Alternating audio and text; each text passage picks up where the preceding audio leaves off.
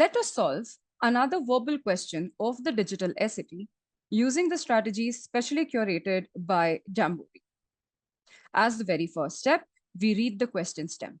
This helps us understand not just the question type, but also makes us understand which part of the text am I supposed to focus on. This question stem, for example, says, which choice completes the text so that it conforms to the conventions of standard English?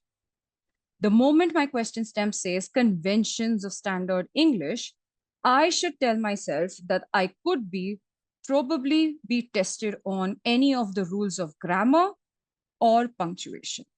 And as an SAT test taker who has to quickly solve this question, preferably in less than 50 seconds, I should first take a peek at the options to figure out what exactly is the difference among my options. And what we see here in the 4 options is that the punctuation is not there at all, which means this is not a punctuation question. So now the only thing left for me as an SAT test taker is to go back and read the sentence containing the question part. This will help me figure out what probably is the kind of question being tested here. This sentence tells me, it is widely known that wind turbines produce no pollution and thus cause less environmental damage than. These 2 tiny words here, less than, they give me the biggest hint possible to tell me that this is a comparison question. What is being compared here? In this sentence, what's being compared is who causes less environmental damage. Who causes less environmental damage? And the first item of this comparison is already given to me, which is wind turbines. Wind turbines cause less damage than who now?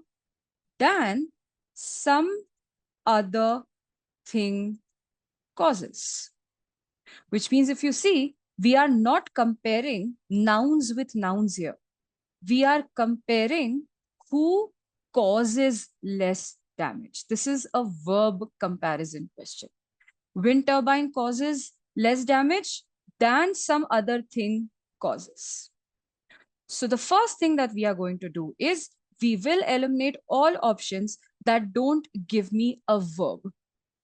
For instance, option B says, than power plants that are burning fossil, which means what are you comparing? You are comparing wind turbines causing less damage with the whole entity of power plants, which is wrong because power plants is a noun. Another option that goes off is what is done, because here too, we do not have a verb. The only 2 options that actually give me a verb are options A, which says, does fossil burning power plants, and option C, which says that than do power plants that burn fossil fuels. What is the difference between does and do? Along with comparison, now remember that this question is testing us on one more rule, which is subject-verb agreement.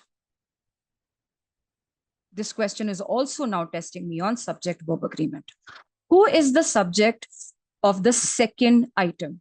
The second item subject are my power plants. Power plants.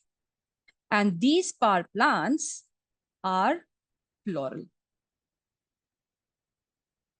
Power plants are plural, which means I'll need another plural verb for them. Does is a singular verb. Therefore, does is gone, and I get C as the correct answer. Than do the power plants that burn fossil fuels.